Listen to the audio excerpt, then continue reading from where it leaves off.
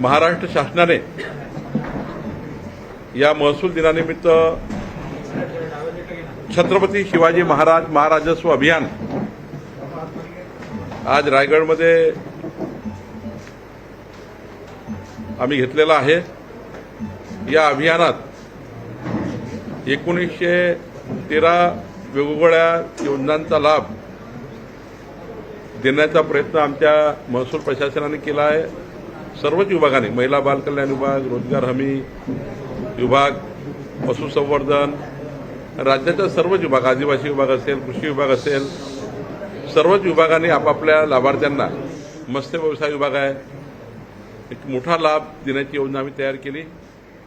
राज्यामध्ये 22 जुलै ते 2 ऑगस्ट या काळात किमान 10 लाख परिवाराला वेगवेगळ्या योजनेचा लाभ देण्याचा आम्ही प्रयत्न केला। माननीय मुख्यमंत्री देवेंद्र फडणवीसजींचा जन्मदिवस व माननीय अजितदादाची जयंती 22 जुलैपासून 2 ऑगस्टपर्यंत आम्ही हा सप्ताह पूर्ण करतो आहे। आणि मला असं वाटतं की यातनं रायगड जिल्ह्याचा जर विचार केला तर मागच्या 1.5 वर्षामध्ये 2,29,000 परिवारांना रायगड जिल्ह्यामध्ये आम्ही वेगवेगळ्या योजनेचा लाभ दिला। त्याची बुकलेट आम्ही तयार केली आहे। रायगड जिल्ह्यामध्ये 3-4 गोष्टी आम्ही ठरवलेल्या आहेत।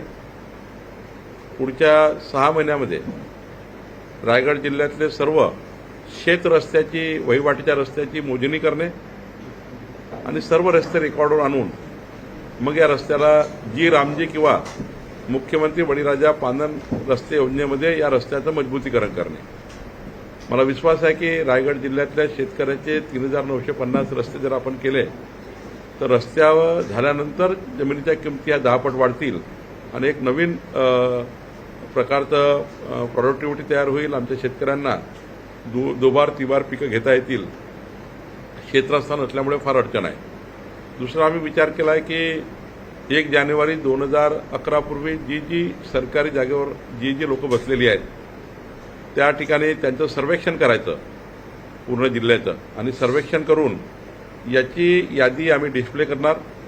त्या भागाचे आमदार जे असतील त्यांना आम्ही देणार आणि मग 3 प्रकारच्या विविध योजनेतनं, पहिली योजना प्रधानमंत्री आवास योजनेमध्ये क्लस्टर स्कीम तयार करून त्यांना घरं देणे।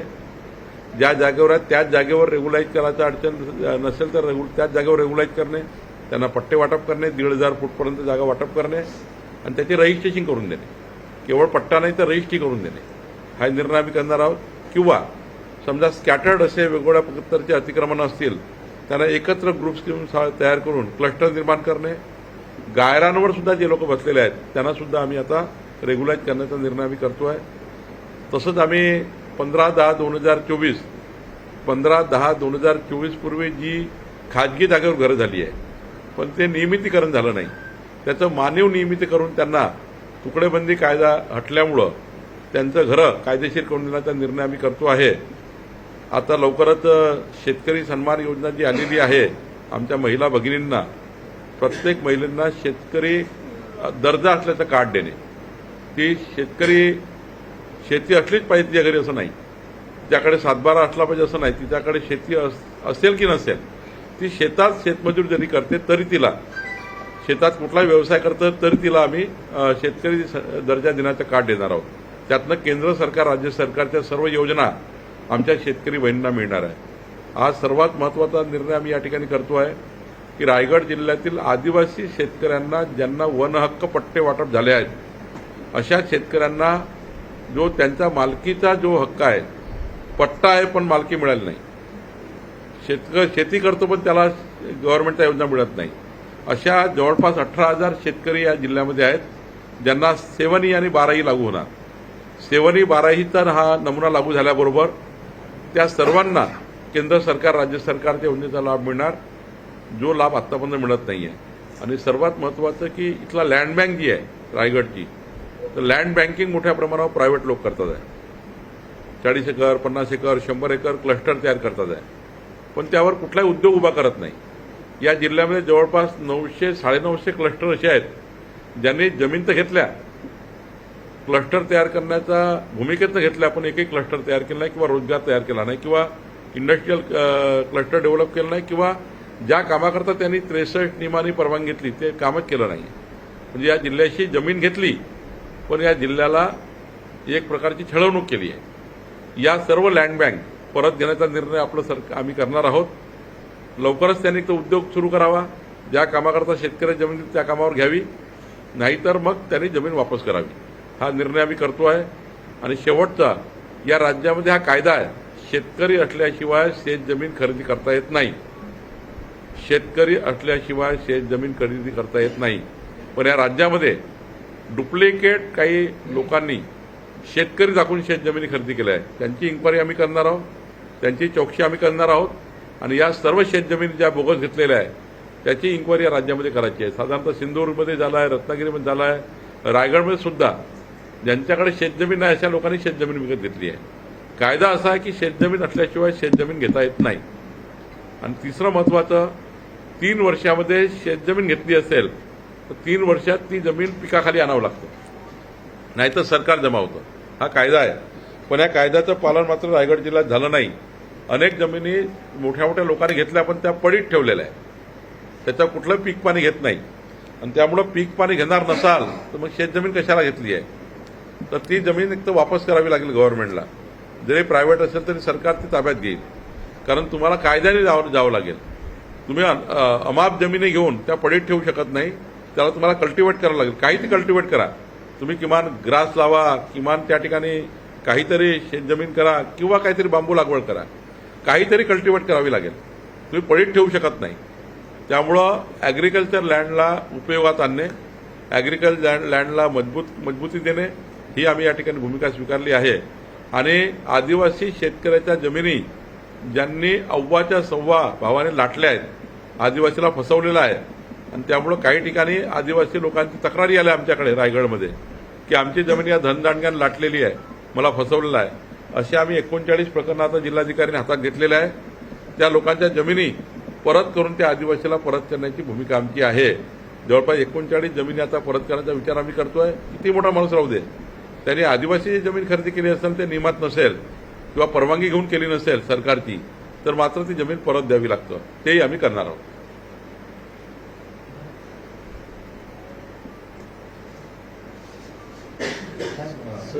शासनातर्फे ज्या जमिनी भूमिहीन शेतकऱ्यांना दिल्या जातात ते शेतीसाठी दिल्या जातात का व्यावसायिक? शेतीसाठी. त्याच्यावर तुमचा व्यावसायिक वापर करू शकत नाही. मग कन्व्हर्जन करावं लागतं, झोन बदलावं लागतं. जसं आम्ही एनएचा कायदा रद्द केला. एनएचा कायदा रद्द करताना काय विचार केला, या राज्यात एनएची गरज नाही आहे, राज्य झोनिंगवर गेलाय. एनएचा कायदा रद्द करण्याची भूमिका देवेंद्र फडणवीस सरकारची काय होती, की कन्व्हर्जन कशाला पाहिजे. जर झोन झालाय, ज्या ठिकाणी तर अलिबागमध्ये रेसिडेन्शियल झोन आहे, तर रेसिडेन्शियल यूज करायला कशाला येणे पाहिजे. इंडस्ट्रीयल झोन आहे, इंडस्ट्रीयल झोनमध्ये कशाला तुम्हाला येणे पाहिजे. नुसतं आमच्याकडे हा कायदा आणून फक्त पिळवणूक सुरू होती, काही नाही. जर ॲग्रिकल्चर झोन आणि ॲग्रिकल्चर यूज करायचं कशाला येणे पाहिजे तुम्हाला. जेव्हा तुम्हाला कन्व्हर्जन करायचं असेल, म्हणजे ॲग्रिकल्चर झोन म्हणून तुम्हाला ॲडिशनल इंडस्ट्रीमध्ये जायचं असेल तर तुम्हाला झोन चेंज करावं लागेल, जमिनीचं झोनिंग चेंज करावं लागेल. येण्याची गरज नाही आहे. अशा वेळी ज्या शासनाकडून भूमिहीनांना भेटलेल्या जमिनी ज्या शेतीसाठी नंतर त्यांना कन्व्हर्जन करून व्यावसायिक वापर देतात, मग त्याला जेव्हा शासन फ्री देतं जमीन आणि व्यावसायिक आता तर हा कायदा आहे राज्यामध्ये की शेतजमीन ही शेतकऱ्याला केवळ शेती करता दिली आहे, ती करता येत नाही कन्व्हर्जन. कायद्यात आहे, ती शासन जमा करावी लागतं. शासन मग पुढे त्या जमिनीचं काय करायचं, विल्हेवाट करायचं तो निर्णय घेईल. आमच्याकडे आता इतकी चांगली ड्रोन सिस्टीम आणि रोवर सिस्टीम आहे की टाचणी कळतं गव्हर्नमेंटला. आता आम्ही या जिल्ह्याला आता परवा 5 गावांचे पोटहिस्से मोजले. एका गावात पोटहिस्से मोजणी झाली, अधिग्रहाच्या काळात मोजणी झाली होती, ती लाठी काठ्याने झाली होती. आपल्या ज्या बांबूच्या काळ्या वस्तू त्यांनी मोजणी केली होती, फिजिकली मोजली होती. त्यात खूप फरक पडलेला आहे.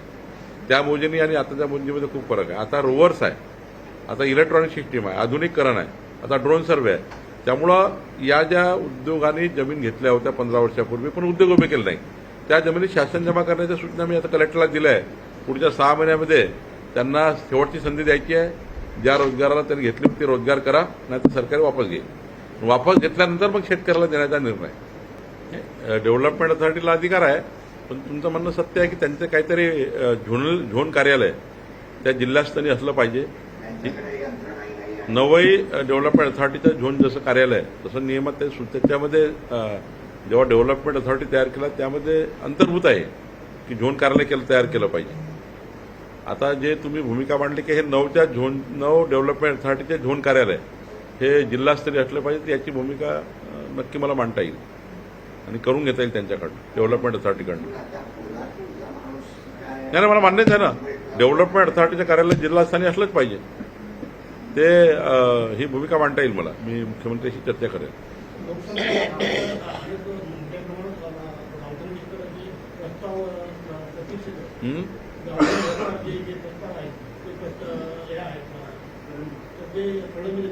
नाही, गावठाण विस्तारचा मधल्या काळामध्ये थोडा थंडाबस्त झाला. आता गावठाण विस्ताराची पुन्हा नवीन भूमिका सरकारने स्वीकारली. परवाच माझ्याकडे एका जिल्हाधिकाऱ्यांनी गावठाण विस्ताराची नवीन या ठिकाणी कसा ते जुनं कालबाह्य झालेला जुना कायदा गावठाण विस्ताराचा.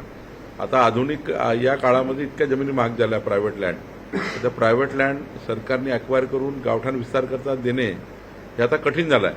त्यापेक्षा आता विचार केला आहे की आपण जे एक छोटे क्लस्टर तयार करायचे, क्लस्टरमध्ये गावठाण करायची किंवा क्लस्टरमध्ये गव्हर्नमेंट लँडवर त्या आबादी पाडायच्या.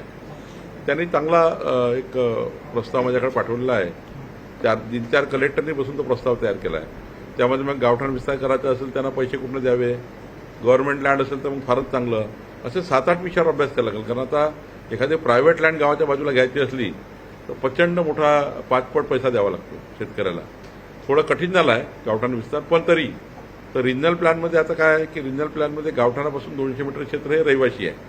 जरी ॲग्रिकल्चर दिसत असलं आपल्याला, पण 200 मीटरपर्यंत रहिवासी क्षेत्र आहे रिजनल प्लॅनमध्ये. गावठाणच्या पासून 200 मीटर, त्या 200 मीटरमध्ये जे रहिवासी झोन आहे त्यावर टार्गेट करून काहीतरी तिथे गव्हर्नमेंट लँड वगैरे असेल त्या ठिकाणी प्रायव्हेटने आम्ही करणार आहोत. नाहीतर मग काहीतरी क्लस्टर स्कीमला जावं लागेल. गावातल्या लोक जास्त, एका घराची 2 घर झाले, 2 घराची 4 घर झाले, भाऊकी वाढली, या सर्वांची यादी तयार करून त्याचा क्लस्टर तयार करून त्या क्लस्टर स्कीममध्ये जावं लागेल.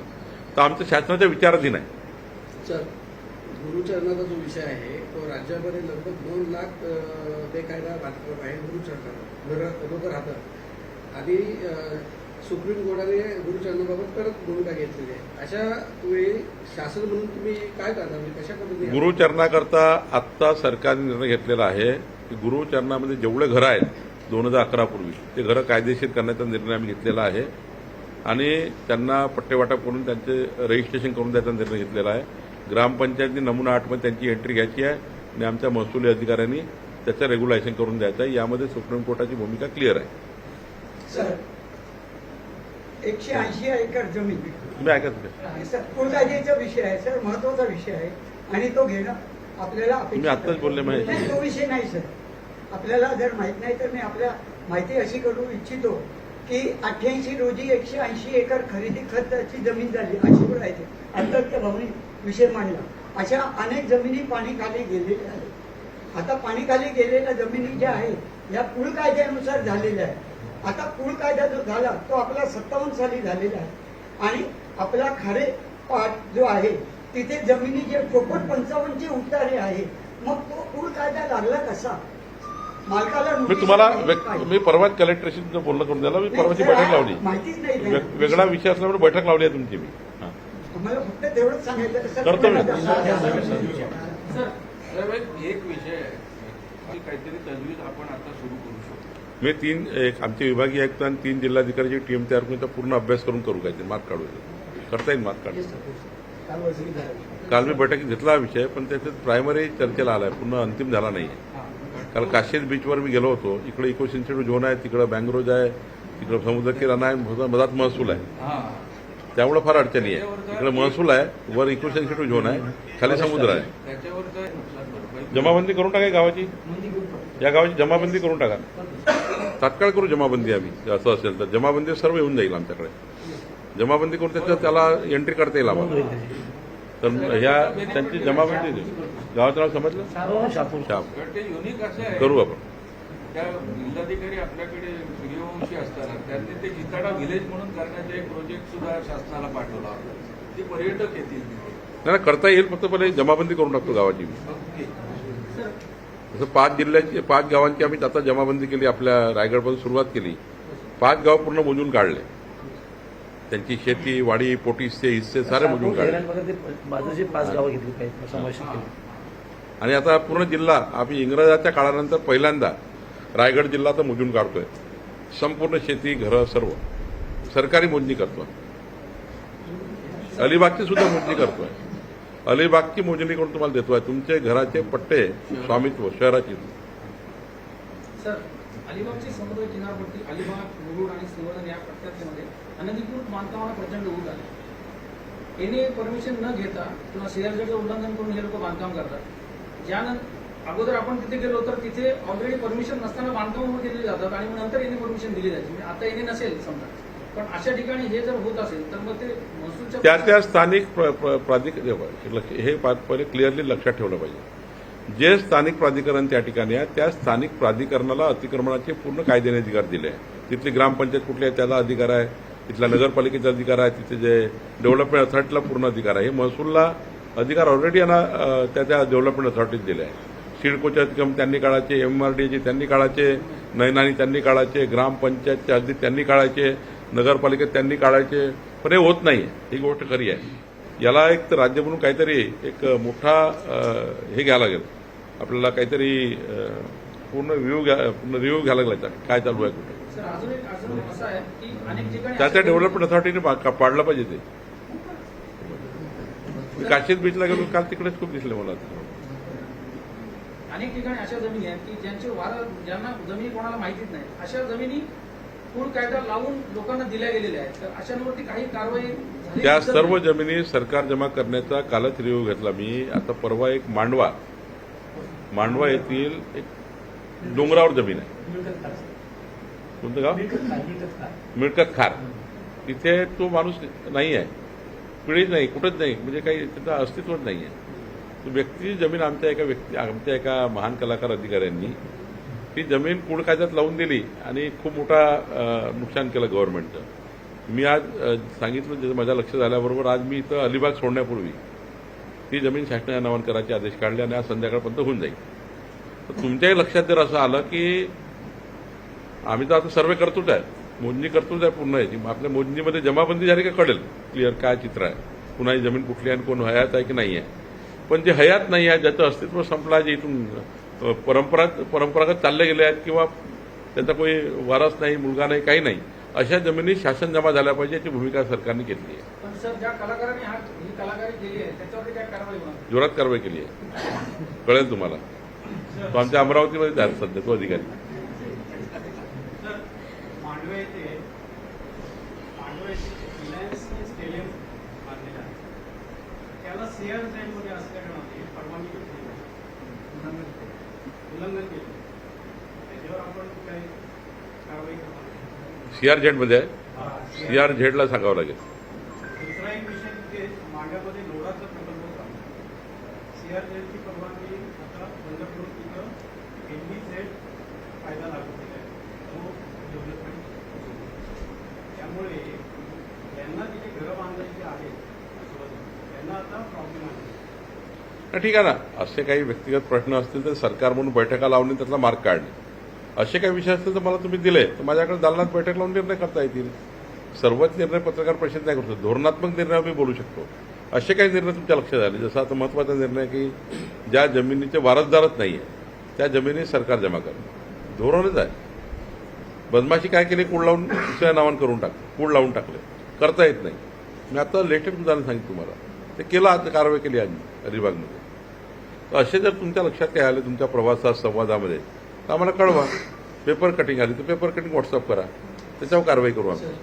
पानंद रस्त्यावर सरकार, अरे तुम्ही खास लक्ष देऊन त्याच्यावर तुम्ही काम करताय, पण पानंद रस्ते पश्चिम महाराष्ट्र विदर्भामध्ये मोठ्या प्रमाणामध्ये आहे. कोकणातली सर भौगोलिक परिस्थिती खूप वेगळी आहे. इथे पानंद रस्ता तुम्हाला दाखवायला शोधून काढलेला रस्ता आहे. नाही, चुकीचं आहे. इथेही क्षेत्ररस्ते आहे मोठ्या प्रमाणावर. 11-12चं मॅपिंग जर बघितलं इंग्रजाच्या काळातलं तर 11-12 जे मॅपिंग झालं होतं त्यामध्ये क्षेत्ररस्ते आहे, सिंगल डॉटेड आहे, डबल डॉटेड आहे, असे डॉटेड आहे, पण ते अस्तित्वात नाही आहे. आता आम्ही शोधून काढतो त्या पायवाटी लोकांनी अतिक्रमण केलं आहे. त्यामुळे काही 2 मीटरची आहे, काही 1 मीटरची पायवाट आहे, काही 3 मीटरची पायवाट आहे. शोधून शोधून नाही काढला. आता तर आम्ही तो रस्ता नकाशावर नव्हता, नकाशावर तयार करून दिला आम्ही. काय झालंय कोकणामध्ये पायवाटांचं प्रमाण जास्त आहे, म्हणजे शेतापर्यंत जायला पायवाटीलाही- पायवाटांचं प्रमाण जास्त आहे. आणि आता काय झालंय कोकणातली बरीचशी घरातली जी लोक आहेत ती मुंबईमध्ये राहतात आणि गावाला एक दिवस येतात आणि त्यांच्या पुरतं कंपाऊंड करतात. पायवाट कुठे चाललंय, काय जातंय, कुणाला काही बघत नाही. आणि त्याच्यामुळे जो गावामध्ये शेती करतोय त्याला बराच मोठा वळसा पडून म्हणजे पायवाट अक्षरशः बंद करून टाकतात ते. आणि आता कोकणामध्ये हा बराच मोठा ग्रामीण भागामध्ये मोठा प्रश्न आहे. म्हणून आता आम्ही सर्व शेत रस्ते, वहिवाटीचे रस्ते मोजून काढतोय. ती मोजून त्यांचे रस्ते मजबूतीकरण करण्याची योजना तयार केली. मला विश्वास आहे की या राज्यामध्ये असा कुठला शेतकरी नाही शेतात रस्ता नाही. या राज्यामध्ये असा कुठला शेतकरी नाही ज्याच्या शेतात रस्ता नाही आहे, पण तो बंद झालेला आहे, तो कोणतरी ताब्यात घेतलेला आहे, काहीतरी त्याच्या वहिवाट आली आहे कुणाच तरी, ते आम्ही शोधून काढतोय ना. आता 3950 रस्ते एकट्या रायगडमध्ये आम्ही शोधून काढले आहेत. 3950 रस्ते आहेत. त्यात आमचे कलेक्टर ते आता डिमार्केशन करतायत, त्यात 6 महिन्यात खुले करतायत सर्व रस्ते. त्यामुळे या योजनेचा फायदा शेतकऱ्याचं जीवन मोठ्या प्रमाणात बदलण्यात होणार आहे. रेवस रेड्डी सागरी महामार्ग जो आहे, ज्याची पहिली अलाइनमेंट होती तिथून अलिबाग तालुक्यातून रेवसपासून अलिबाग म्हणजे किलीम मार्गे ते अलिबाग, ती आता अलिबाग बनवून कारल्याखंडातून काढली होती, जिथे सागर नाहीच आहे म्हणजे समुद्र. ती जी अलाइनमेंट जी आता काढलेली आहे ती शेतकऱ्यांच्या शेती आणि बागायतीतून जाणार आहे. त्याच्यामुळे शेतकऱ्यांचं खूप मोठं नुकसान होणार आहे. आणि अलाइनमेंट बदलण्याचं मुख्य कारण आहे या किनारपट्टी लगत सर्व धनधान्यांनी जागा घेतलेली आहे. त्यांना कुठे त्रास होऊ नये त्यांच्या जागा वाचवण्यासाठी ती अलाइनमेंट बदलली जाते. मी चेक करतो अलाइनमेंट का बदलली, कुठल्या कारणाने बदलली, जास्त महागडी होती काय होती. जरा सरकार जेव्हा एखादा प्रोजेक्ट करतं, एखादी अलाइनमेंट खूप महागडी असेल ते सोडून देतं, कधी स्वस्त अलाइनमेंट असेल ती घेतं. कुठल्या कारणाने घेतली बघावं लागेल. त्याच्यामुळे मुंबईचं सागरी महामार्ग आहे ती कन्सेप्ट करत जाते. मी एकदा चेक करतो ते. सर, अलिबाग हे जिल्ह्याचं मुख्यालय आहे. आता तहसीलदारांच्या समोर आपला एक विषय झाला. खासदार साहेब आहेत, आमदार साहेब आहेत, तर काय सांगाल सर? पत्रकार भवन संदर्भात तुम्ही अतिशय सकारात्मक भूमिका दाखवली, जिल्हाधिकारी साहेबांना देखील सूचना देखील दिल्या. काय म्हणजे नेमकं सर्व तुम्ही जिल्ह्यात जागा मागा, जिल्हाधिकारी प्रस्ताव पाठवतील, शासन प्रस्ताव मंजूर करेल.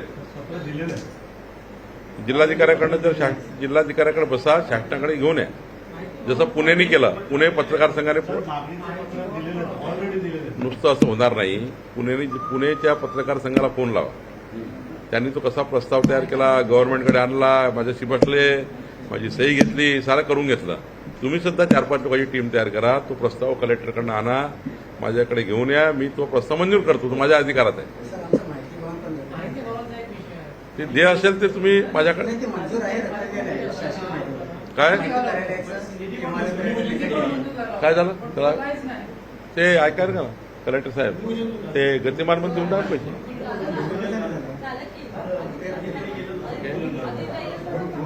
नाही, गतिमानमध्ये देऊन टाका ना पैसे त्याला. गतिमान प्रशासनामध्ये देऊन टाका ना. नाही, गतिमान प्रशासनात करून टाका. गतिमान प्रशासन योजनेत करून टाका. काही चिंता नको करा. आणि माझ्याकडे आणा, मी तुमचं करून देतो. जसं पुण्याचं केलं, ठाण्याचं करतोय आम्ही, वाशिमचं करतोय, सर्व जिल्ह्यात, अमरावती करतोय, नागपूर केला आहे. नागपूर प्रेस क्लब फार छान आहे. पुणे प्रेस क्लबला जागा दिली आहे. तुम्ही घ्या, चांगलं करा, चांगलं बांधा, चांगलं बांधा त्याला. ठीक आहे. Thank you sir.